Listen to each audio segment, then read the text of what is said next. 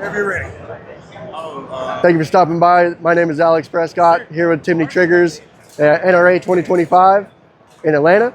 And a couple of new things for the year. We got the Alpha Glock in Gen 5 large frame version that is recently released. And of course, we got an AK drop-in trigger here as well.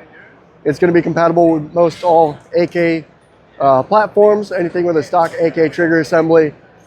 It isn't compatible with the M70 models. The trigger guard is a little bit shorter, so the trigger shoe makes contact before it actually, you can insert the pins. But we do have it in a Galil ACE Gen 2 here for the show. And just out here, you know, Terran Tactical V7. That was in the Accountant 2 on here with our AR Pro trigger. A couple of things to feel and test out, and welcome to anybody to come hang out and test it out. Rolling and cool. Go ahead. All right, so this is going to be our AK trigger. It's a 3.5 pound single stage, and so when it's cycled, you can only put the safety on or engage the safety when the hammer is back in a ready to fire position.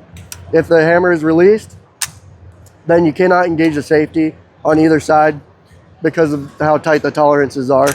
So you just cycle it, engage the safety, and you're good to go. It's on safe. Now on the reset, with it being a single stage, fairly short reset.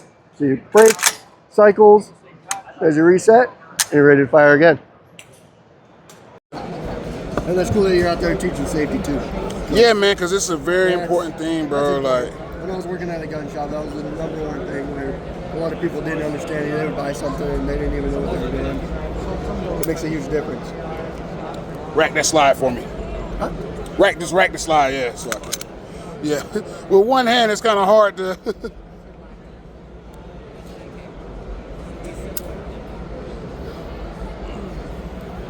Crazy.